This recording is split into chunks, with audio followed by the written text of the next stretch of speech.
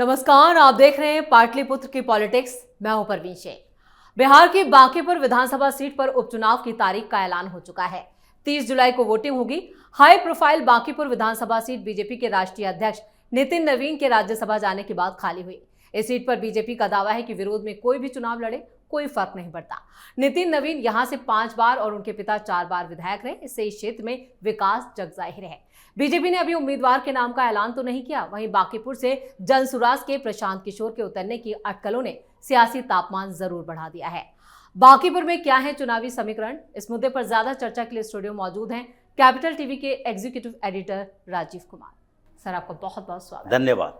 Rajiv sir, Bankipur चुनाव जो होने जा रहा है उसको लेकर इतनी सियासी गहमा गहमी क्यों और क्या है चुनावी समीकरण? देखिए, गहमा गहमी नहीं है, गहमा गहमी पैदा कराया जा रहा है।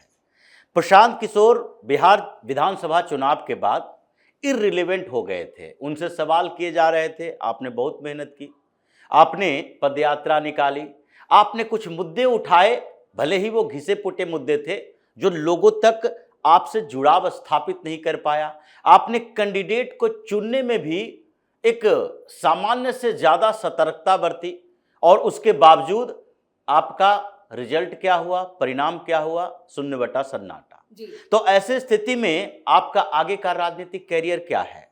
क्योंकि इससे दोनों चीजें प्रभावित हुई।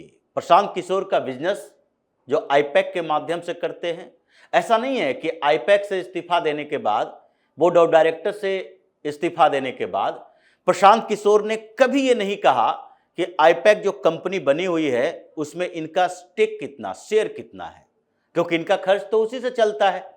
ये स्टार्टअप इनका था और इन्होंने कंपनी बनाई थी, कुछ डायरेक्टर बनाए, कुछ पार्टनर बनाए। तो इस्तीफा देने के बाद क्या कंपनी के अंदर हिस्सेदारी इनकी खत्म हो गई? नाम तो इन्हीं का चलता है।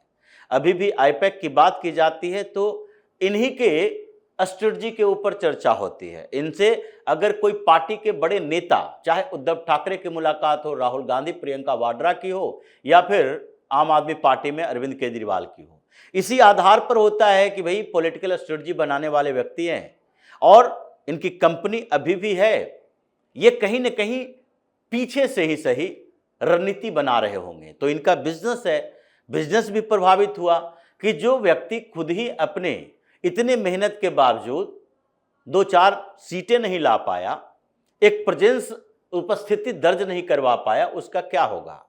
तो ऐसी स्थिति में प्रशांत किशोर के पास चांसेस एक ही थे कि नहीं, अब एक उपचुनाव होने वाला है और उपचुनाव भी कोई सामान्य सीट पर नहीं है। सीट का मतलब उम्मीदवार से होता है जी। ऐसा नहीं कि वो बांकीपुर विधानसभा सीट कोई ऐसी अजीबोगरीब सीट है जहां पर दूसरे सीटों से समीकरण बहुत ज्यादा अलग, दूसरे सीटों के भाव से ज्यादा भाव है, क्योंकि उस सीट पर नितिन नवीन चुनाव जीतते रहे, उनके पिता नवीन किशोर सिन्हा चुनाव जीतते रहे। लेकिन नितिन नवीन का प्रमोशन हुआ, बिहार में मंत्री बने, उसके बाद राष्ट्रीय अध्यक्ष भारतीय जनता पार्टी के। तो भारतीय जनता पार्टी के राष्ट्रीय अध्यक्ष हैं, उनके पास जिम्मेदारी पूरे देश में अलग अलग स्टेट में चुनाव कराने की है। अब इन लोगों को का सोचना है कि अगर इस सीट पर हम भारतीय जनता पार्टी को हरा देते हैं तो हमारी एक मोरल विक्ट्री होगी, उपचुनाव से कोई फर्क नहीं पड़ेगा। एक सीट से न बिहार की सरकार कोई प्रभावित हो पाएगी और न इस सीट से ऐसा होगा कि बिहार की सरकार पर दबाव बनाएगा, मुख्यमंत्री सम्राट चौधरी इस्तीफा दे देंगे। लेकिन एक मोरल विक्ट्री ये मानते हैं कि अगर हमने कुछ ऐसा कर दिया तो भारतीय जनता पार्टी के लिए ये बड़ी अनकंफर्टेबल सिचुएशन हो सकती है कि आपके राष्ट्रीय अध्यक्ष के छोड़े हुए सीट पर आप फिर से जीत हासिल नहीं करवा पाए तो फिर नितिन नवीन जम्मू कश्मीर जाकर क्या करेंगे, तेलंगाना जाकर क्या करेंगे, तमिलनाडु और कर्नाटक जाकर क्या करेंगे? इसलिए भारतीय जनता पार्टी के लिए महत्वपूर्ण है, क्योंकि राष्ट्रीय अध्यक्ष वहां से चुनकर आए थे, तो अब जो भी उम्मीदवार होगा वो उनका प्रतिनिधि माना जाएगा। और वैसी स्थिति में प्रशांत किशोर हाथ मिला रहे हैं तेजस्वी यादव से। बैकडोर पॉलिटिक्स चल रही है, सामने से पॉलिटिक्स नहीं चलेगी। इसलिए तेज प्रताप यादव अपना कैंडिडेट खड़ा कर चुके हैं। तेज प्रताप यादव को ये बैकडोर पॉलिटिक्स से लेना देना नहीं है, वो स्ट्रेट फॉरवर्ड पॉलिटिक्स करते हैं। चाहे लालू प्रसाद यादव के साथ रहें या न रहें, तेजस्वी के साथ रहें तो वो कृष्ण और अर्जुन की तरह बात करते हैं। तेजस्वी यादव से अलग हुए तो फिर तेजस्वी यादव के खिलाफ ही बात करेंगे। जो सामने में दिखता है उसी तरह की राजनीति तेज प्रताप यादव करते हैं, इसलिए उन्होंने अपना कैंडिडेट खड़ा कर दिया। राजद थोड़े कंफ्यूज है कि कैसा कैंडिडेट, क्योंकि हमेशा कैंडिडेट उतारने का मतलब ये नहीं होता कि सामने वाले को सपोर्ट कर न सकते हैं। हमेशा पॉलिटिक्स में सपोर्ट करने का एक दूसरा आधार भी होता है। जैसे कांग्रेस कई राज्यों में इसी तरह का सपोर्ट किया करती थी। दिल्ली के चुनाव में कांग्रेस अरविंद केजरीवाल का बैकडोर सपोर्ट करती थी, इसलिए क्योंकि केजरीवाल उस समय भारतीय जनता पार्टी को हरा रहे थे। कांग्रेस को लगा ही नहीं कि चलो हम अपना सेक्रीफाइस कर रहे हैं, हमारे लिए संभावना कम है तो केजरीवाल ही जीत जाए, भारतीय जनता पार्टी तो हार रही है। पश्चिम बंगाल में भी ऐसा किया करते थे, क्योंकि ममता बनर्जी जीत रही है, कोई बात नहीं है, हम बैकडोर सपोर्ट करेंगे। उसके लिए क्या करना होता था, कमजोर कैंडिडेट खड़ा कर दो और उसके बाद उस कैंडिडेट का प्रचार अभियान थोड़ा स्लो कर दो, यानी एंटी बीजेपी जो वोट है वो बटेगा नहीं, एकजुट हो जाए। कई जगहों पर ऐसे कांग्रेस भी करती है। वही तरीके अभी डेवलप किए जा रहे हैं बांकीपुर के लिए कि नहीं, बांकीपुर में अगर राजद को सपोर्ट करना है, प्रशांत किशोर के अगर खुद चुनाव लड़ने की संभावना बढ़ रही है, प्रशांत किशोर खुद चुनाव लड़ता है, तो राजद को चाहिए कि बैक हो जाए, ये अपना कोई कमजोर कैंडिडेट खड़ा कर दे और वो भी प्रशांत किशोर के सामने सरेंडर मोड में रहे, तो एंटी बीजेपी वोट है वो एकजुट हो जाएगा। लेकिन महागठबंधन, जिस तरह से आपने कहा कि बैकडोर से सपोर्ट करना है, लेकिन राजीव सर अगर महागठबंधन भी अपना कैंडिडेट नहीं उतारता और बीजेपी को यहाँ पर वॉक ओवर दिया जाता है तो फिर क्या नतीजे रह सकते हैं? देखिए, वॉक ओवर नहीं दिया जाता है। महागठबंधन अगर अपना कैंडिडेट नहीं उतारता है तो यहाँ पॉलिटिकल यू टर्न हो जाएगा। महागठबंधन को तो अपना कैंडिडेट उतारना ही पड़ेगा। आप ये नहीं कर सकते कि प्रशांत किशोर अगर महागठबंधन के साथ मिल जाए, तेजस्वी यादव डायरेक्ट सपोर्ट कर दे प्रशांत किशोर का, तो प्रशांत किशोर का भी कैरियर खत्म हो जाएगा। क्योंकि जो प्रशांत किशोर लालू प्रसाद यादव के परिवारवादी पॉलिटिक्स के खिलाफ लड़ता रहा, जो लालू प्रसाद यादव के परिवार को चोर कहता रहा, तेजस्वी यादव को 9वीं पास कहता रहा, जो पूरे विधानसभा चुनाव में प्रशांत किशोर का आधार यही है कि तेजस्वी यादव को, तेज प्रताप यादव को, लालू प्रसाद यादव को, उनके पूरे परिवार की पॉलिटिक्स के खिलाफ बात करना है। और वो प्रशांत किशोर अगर डायरेक्ट महागठबंधन से समर्थन ले लेते तो फिर इसका मतलब है कि आप तेजस्वी के साथ खड़े हो। ऐसी स्थिति में प्रशांत किशोर का आगे का कैरियर ही खत्म हो जाएगा। वो तो उम्मीदवार उतारना ही है, लेकिन बात यहां बांकीपुर में एंटी बीजेपी वोट की है, क्योंकि दो ही तरह के वोट होंगे, एक बीजेपी के सपोर्ट में, एक बीजेपी के विरोध में।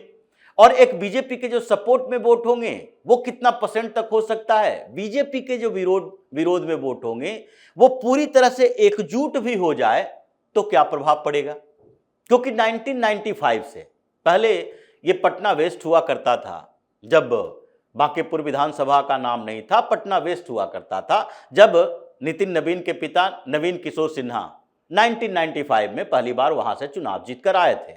उस समय से लेकर अभी अगर 2025 के चुनाव तक देखा जाए तो हर बार भारतीय जनता पार्टी के वोट शेयर में कुछ अंतर हुए हैं, लेकिन ये वोट शेयर हुए कितना है, ये वोट शेयर 59% से लेकर 82% तक, 59% से 82% तक, कभी 72% वोट मिले, कभी 62% वोट मिले, कभी 83% वोट मिले, कभी 59% वोट मिले। लेकिन सबसे कम वोट की जो बात की जा रही है वो भारतीय जनता पार्टी के सपोर्ट में वोट 59% है। और वो ऐसा नहीं है कि किसी कैंडिडेट विशेष के लिए सिर्फ है, वहां से चूंकि नवीन किशोर सिन्हा चुनाव लड़ते थे और उसके बाद उनकी मौत हो गई 2005 में, उपचुनाव 2006 में हुए, तो उन्हीं के बेटे नितिन नवीन, जो उस समय यूथ पॉलिटिक्स में भारतीय जनता पार्टी के साथ जुड़े थे, उनको वहां से कैंडिडेट बनाया गया, तो वो जीतते गए, अच्छा काम किया, लगातार उन्हें कैंडिडेट बनाए रखा गया। लेकिन वहां पर जो डेमोग्राफी है, चूंकि अर्बन सीट है तो अर्बन क्षेत्रों में ऐसे ही भारतीय जनता पार्टी का बेहतर परफॉर्मेंस होता है, सपोर्ट बेस ज्यादा है। वहां पर कुछ ज्यादातर जो लोग बिजनेस क्लासेस हैं, कुछ सैलरी क्लास हैं, और सबसे ज्यादा जो डोमिनेंट कास्ट माना जाता है वो वहां पर कायस्थ है। नवीन किशोर सिन्हा भी कायस्थ है, यानी कि नितिन नवीन भी कायस्थ, लेकिन फिर भी कायस्थ की पॉलिटिक्स वहां नहीं है, भारतीय जनता पार्टी की पॉलिटिक्स है। अगर पूरे देश के चुनावों का समीकरण देखा जाए तो कुछ ऐसे वोट हैं भारतीय जनता पार्टी के पास, उनका कैडर वोटर है, वो कहीं इधर उधर जाने की बात ही नहीं उठती है। वो आप किसी को कैंडिडेट बना लें, वो इधर से उधर नहीं जाएगा। उसमें एक कायस्थ है और एक वैश्य बनिया का वोट है। ये दोनों वोट भारतीय जनता पार्टी के साथ होता है। ये सवर्णों की वोट की बात जो की जाती है, जनरल कास्ट के वोट की बात, ब्राह्मण, ठाकुर, इन लोगों की बात की जाती है, वो अलग अलग स्टेट में फ्लैक्चुएट करते हैं और वो भी थोड़ा 20% कभी इसके साथ कभी उसके साथ भी चले गए। लेकिन ये दोनों वोट भारतीय जनता पार्टी के साथ जाते हैं, संघ के समर्थन में जाते हैं। और बीजेपी का एक कैडर वोटर है, चाहे पटना के दूसरे क्षेत्र में भी हो। ये लोकसभा चुनाव में पाटलिपुत्र में देखिए, ऐसा नहीं है कि रविशंकर प्रसाद कायस्थ हैं और शत्रुघ्न सिन्हा कायस्थ नहीं है। इतने बड़े बॉलीवुड के स्टार बिहारी बाबू कहे जाते हैं, बिहार में तो और ज़्यादा नाम है। लेकिन वैसी स्थिति में भी शत्रुघ्न सिन्हा या फिर शेखर सुमन, वो भी एक स्टार हैं बॉलीवुड के, दोनों पटना के रहने वाले। इन लोगों को भी लगा था कि नहीं, पटना सिटी वाला एरिया, पाटलिपुत्र वाला, वो वहाँ पर तो कायस्थों का वोट इतना ज़्यादा है कि अगर स्प्लिट हुआ और समीकरण बदले तो हम भी जीत जाएंगे। कांग्रेस ने भी उम्मीदवार बनाया इन लोगों को, कोई फर्क नहीं पड़ा, रविशंकर प्रसाद जीत कर आए। वही शत्रुघ्न सिन्हा वहीं से चुनाव जीते थे जब भारतीय जनता पार्टी के कैंडिडेट थे। तो वही बांकीपुर में भी है। बांकीपुर में कैंडिडेट कोई भी होगा, हालांकि भारतीय जनता पार्टी कोई कैंडिडेट ऐसा अननोन फेस तो लाने वाली नहीं है। हो सकता है अजय आलोक को ही टिकट दे दिया जाए, हो सकता है नंदन को टिकट दे दिया जाए, और सब ये कैंडिडेट ढूंढे जा रहे हैं। लेकिन फिर भी अगर एक सामान्य पृष्ठभूमि का कैंडिडेट भी बीजेपी की तरफ से होगा तो वहां पर जो वोट है वो बीजेपी का वोट है। और साथ ही अभी नितिन नवीन की बात है, अगर उस क्षेत्र का एक नेता भारतीय जनता पार्टी के राष्ट्रीय अध्यक्ष पहुंच गए बनकर, तो वैसे स्थिति में वहां के लोगों के लिए भी एक बड़े सम्मान की बात है। और जब नितिन नवीन वहां एक दो बार भी प्रचार करेंगे तो ये जो मैक्सिमम रहा है भारतीय जनता पार्टी का वोट टर्नआउट 82% वाला, वो इस बार तो लगता है 82% वोट भारतीय जनता पार्टी के पक्ष में आएगा। पिछली बार भी 50,000 वोट से जीते थे नितिन नवीन ही, और इस बार वो संख्या और बढ़ेगी, 4 लाख के करीब वोट है। अगर 80% वोट भारतीय जनता पार्टी को आता है तो ये कोई बहुत बड़ी बात नहीं होगी। कुशवाहा वोटर भी हैं और इस बार बीजेपी ने ये कुशवाहा सम्राट चौधरी को सीएम बनाया। नीतीश कुमार बहुत खुश नहीं है इस बात से। नीतीश कुमार को लगता है भारतीय जनता पार्टी को एक झटका मिलना चाहिए, क्योंकि उनकी सियासत अभी डगमग स्थिति में है। वो अपने पार्टी के लिए बड़े छवि वाला नेता ढूंढ रहे हैं, एक्सपेंशन की कोशिश कर रहे हैं। लेकिन फिर भी वो ये चाह सकते हैं कि नहीं, बांकीपुर में एक बार भारतीय जनता पार्टी को थोड़ा झटका लगे।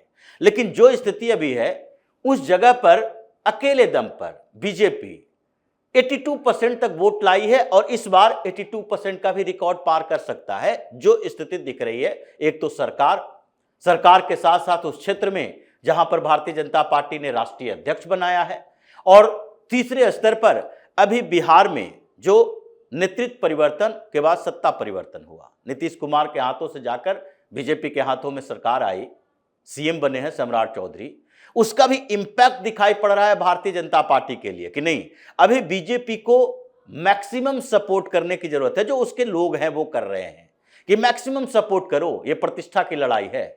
इसलिए बांकीपुर में कोई ऐसा सियासी सरगर्मी नहीं है, बल्कि ये प्रशांत किशोर सोच रहे हैं कि जब तक चुनाव है तब तक एक बार फिर से एक्टिव हो जाएं, और एक्टिवनेस का फायदा हमें अपने बिजनेस में भी मिलेगा, अपने चेहरे में भी मिलेगा, और आगे की चुनाव की तैयारियों में मिलेगा। क्योंकि अब ये चुनाव की तैयारी में जुट गए हैं, लोकसभा चुनाव में भी ये पार्टिसिपेट करेंगे, और इनका कैंडिडेट बनाने का तरीका ही यही है, स्क्रूटनी करते हैं, उसके लिए पैसे लेते हैं, फॉर्म भरवाते हैं। तो 1 करोड़ों रुपया जो वसूली करनी है उसके लिए एक बार फिर से एक्टिव तो होना ही पड़ेगा, और ये बांकीपुर में चांसेस मिले हैं, इसलिए प्रशांत किशोर भी एक्टिव हैं। ये सीट भारतीय जनता पार्टी की थी 1995 से, और इस बार भी भारतीय जनता पार्टी के पास ही रहने वाली है। राजीव सर, इस तमाम जानकारी के लिए और सटीक विश्लेषण के लिए आपका बहुत बहुत धन्यवाद। धन्यवाद। तो बांकीपुर का उपचुनाव सिर्फ एक विधानसभा सीट का उपचुनाव नहीं बल्कि बिहार की बदलती राजनीति का बड़ा इम्तिहान भी है। एक तरफ बीजेपी अपने पारंपरिक गढ़ को बचाने के दावे के साथ मैदान में उतरने की तैयारी कर चुकी है, तो दूसरी तरफ जन स्वराज के प्रमुख पीके इस चुनाव को प्रतिष्ठा की लड़ाई बनाने की कोशिश में जुटे हैं। अब सबकी नजरें इस बात पर टिकी कि बीजेपी किस उम्मीदवार पर दांव लगाती है। इस खास शो में इतना ही। वीडियो कैसा लगा कमेंट करके अपनी राय जरूर दें। वीडियो को लाइक करें, शेयर करें और कैपिटल टीवी को सब्सक्राइब जरूर करें। धन्यवाद।